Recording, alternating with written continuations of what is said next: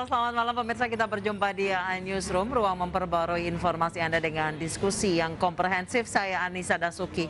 Pemirsa, seorang perempuan nekat melompat dari lantai 2 rumah saat tempat tinggalnya terbakar. Dalam peristiwa kebakaran ini, setidaknya 6 rumah hangus terbakar.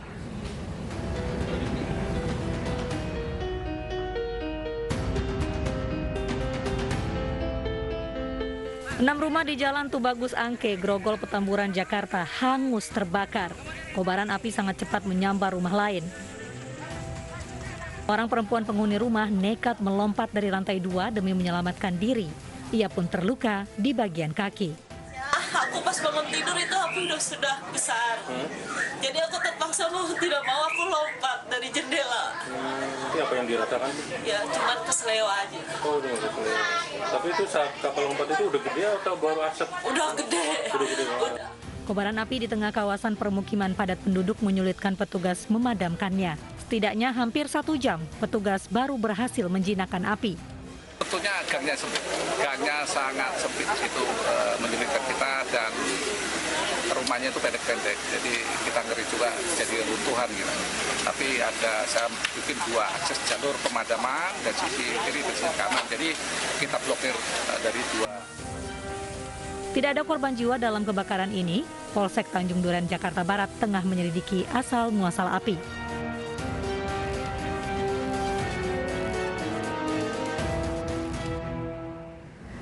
Kebakaran juga menghanguskan puluhan kios di Pasar Kayu Jati, Rawamangun, Jakarta Timur. Kerugian total pedagang diperkirakan mencapai 1 miliar rupiah.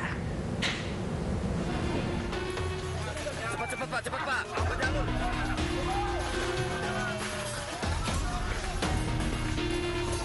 Warga di sekitar Pasar Kayu Jati, Rawamangun, Jakarta panik saat api melahap puluhan kios. Banyaknya material mudah terbakar membuat api cepat menyebar dan membesar.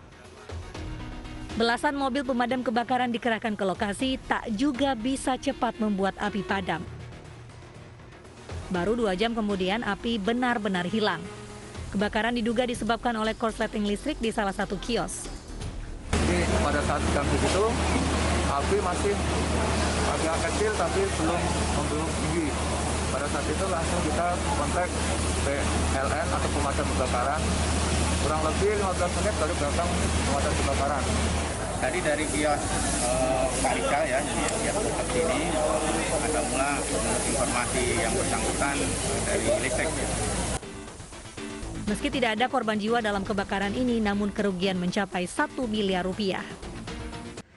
Gara-gara kendaraan ditarik paksa, sejumlah anggota Ormas bentrok dengan debt collector di Karawaci, Kota Tangerang, Banten. Bentrokan membuat warga sekitar resah.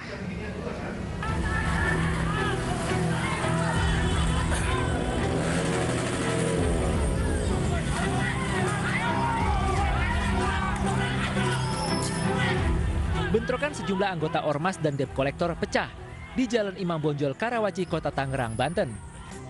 Kedua pihak saling serang menggunakan kayu dan senjata tajam. Diduga bentrok dipicu debt collector mengambil paksa mobil milik salah satu anggota Ormas karena ada tunggakan cicilan pembayaran. Pemilik mobil mengaku mendapat tindakan kekerasan debt collector. Setahu saya sih Mas, pas kayaknya sih itu mah penarikan mobil Mas. Jadi itu dia bentroknya di depan bank. Nah di situ kan mungkin dia bawa pasukan Ormas. Kalau saya sih bentroknya sih, tahunya dari awal sih mungkin gitu. Bentrokan membuat warga sekitar panik dan ketakutan. Polisi yang tiba di lokasi kemudian berhasil membubarkan aksi saling serang kedua kubu.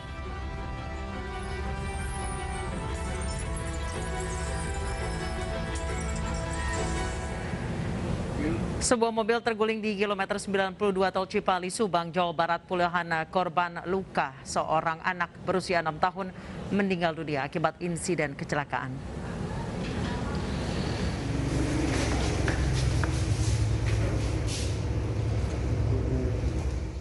Seorang anak laki-laki berusia 6 tahun ini tewas setelah sempat mendapat penanganan medis di Rumah Sakit Abdul Rajak, Purwakarta. Hal ini sontak membuat keluarga dan orang tua korban tak kuat menahan tangis.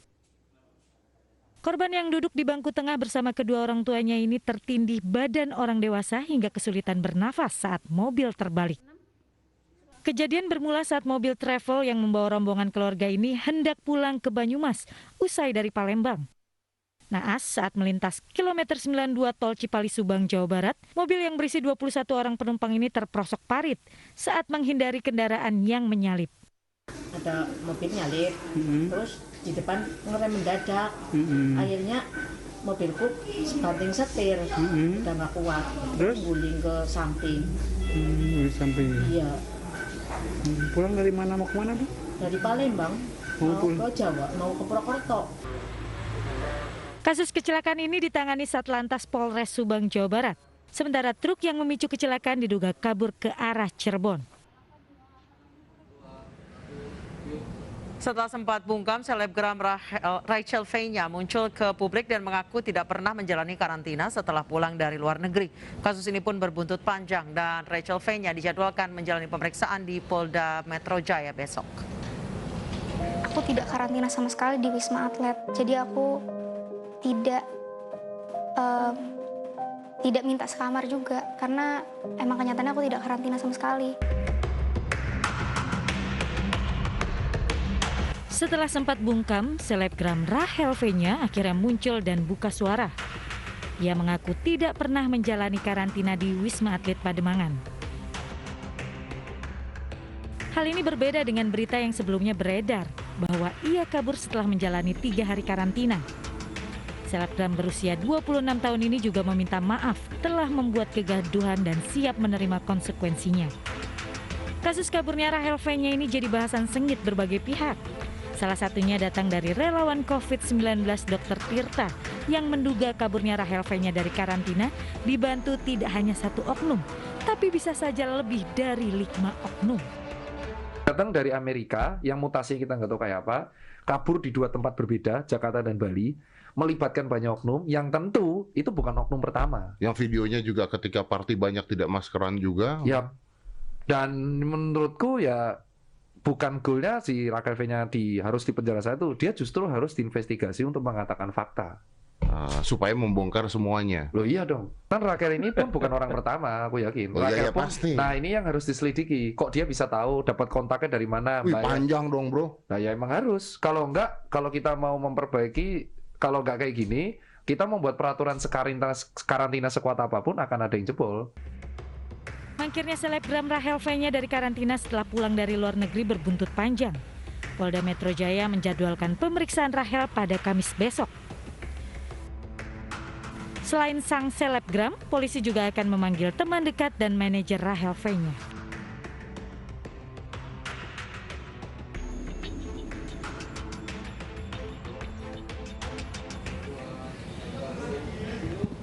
Terkait hal ini, kami sudah terhubung dengan Alexander Ginting, Kepala Bidang Penanganan Kesehatan Satgas COVID-19. Selamat malam Pak Alexander.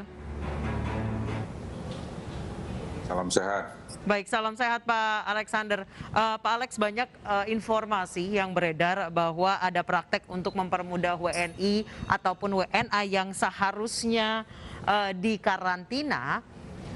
Ini jadi tidak dikarantina. Sejauh ini temuan Satgas seperti apa, Pak? Yang kita tahu bahwa di dalam proses karantina tersebut itu sudah melalui berbagai kajian dan evaluasi terhadap SOP yang selama ini disusun. Oke. Jadi SOP itu dari mulai tahun 2020 ke 2021 itu selalu disempurnakan. Oke. Bahkan terakhir sekarang ada 9 checkpoint kalau misalnya seseorang mendarat di bandara, mulai dari proses keimigrasian sampai kepada proses KKP kesehatan, terus kepabean, kemudian sampai ke reservasi untuk tempat karantina. Tempat karantina itu ada 2 kelompok. Satu kelompok di mana memang itu menjadi difasilitasi oleh pemerintah kepada pekerja migran Indonesia, kepada mahasiswa pelajar yang pulang, dan termasuk juga kepada pegawai pemerintah yang tugas ke luar negeri Itu sudah disiapkan satu tempat. Oke. Dan kemudian tempat yang berikut adalah yang sudah disiapkan berdasarkan rekomendasi dari Perhimpunan Hotel dan juga dari Kementerian Kesehatan yang mengurusi karantina. Jadi ini semua berprosesnya sudah dari berbagai step yang sudah ada sampai nanti penjemputan dengan single pick up dan kemudian didampingi oleh petugas dari Satgas Bandar Udara dan kemudian diantar ke tempat tujuan.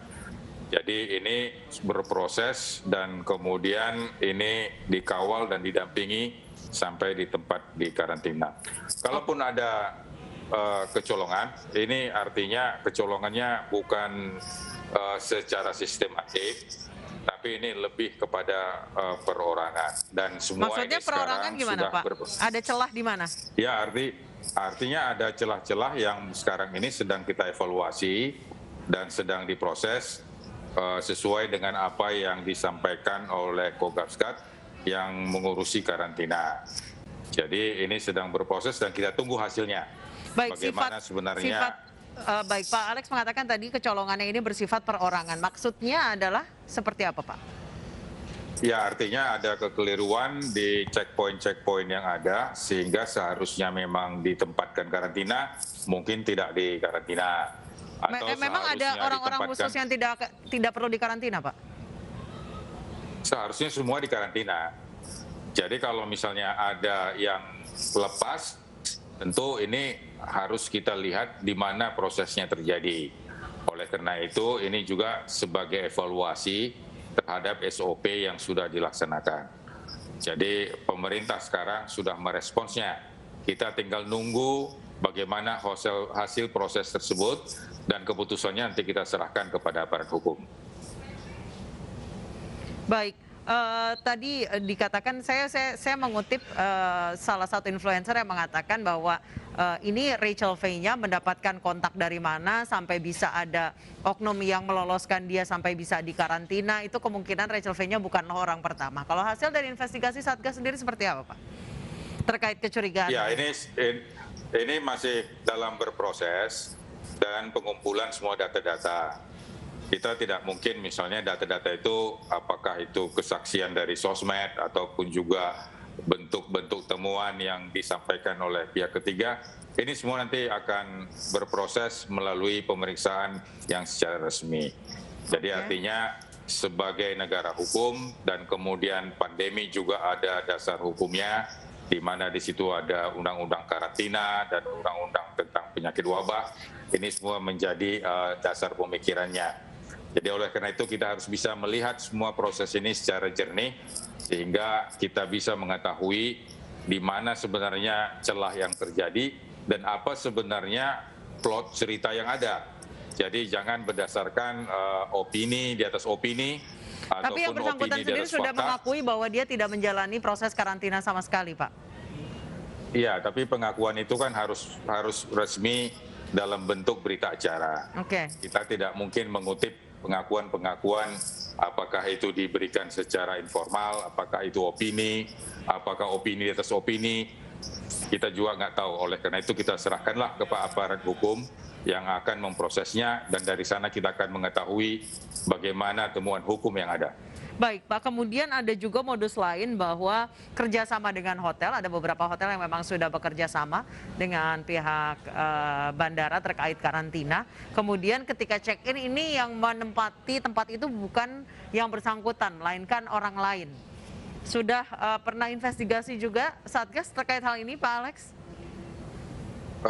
Saya kembalikan lagi, apakah ini opini atau fakta? Jadi kalau misalnya fakta, pasti itu ada berita acaranya. Kalau opini, biasanya kita mendengar dari pihak satu, pihak kedua, yang belum tentu jelas duduk persoalannya. Bisa saja orang check-in, kemudian dia membutuhkan pelayanan medik, itu nggak mungkin dihalangi, tetap harus ada rujukan. Tapi berarti rumor yang beredar ini diabaikan ya Pak? Berarti dari Satgas harus lihat buktinya dulu, lihat faktanya dulu, baru melakukan investigasi. Tidak langsung investigasi meskipun ini berdasarkan dari mulut ke mulut ya Pak ya? Ya, di Satgas itu ada namanya Wasdal, ada monitoring, ada pengawasan, ada pengendalian. setiap ada sesuatu yang beredar, tetap dilakukan pengkajian, dilakukan evaluasi, dan kita harus bisa melihatnya secara jernih. Dan kita harus bisa membedakan mana opini, mana fakta di atas fakta, mana opini di atas fakta. Baik, tapi kalaupun ada rumor tetap dilakukan pemeriksaan, Pak? Ya, itu bagian dari evaluasi, pengawasan, pengendalian terhadap SOP yang selalu kita jalankan. Baik, SOP Pak. itu kita susun dan kita implementasikan, dan terus ada pengawasan, ada pengendalian, ada evaluasi secara terus-menerus. Oleh karena itu SOP harus terus mengikuti dinamika yang ada. Makanya dia harus terus diuji oleh berbagai sistem yang ada.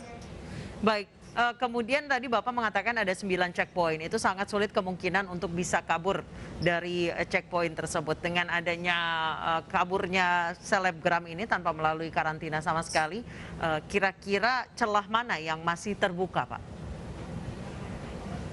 Artinya 9 checkpoint yang sudah disiapkan itu juga berdasarkan berbagai evaluasi yang sudah dikerjakan selama pandemi ini.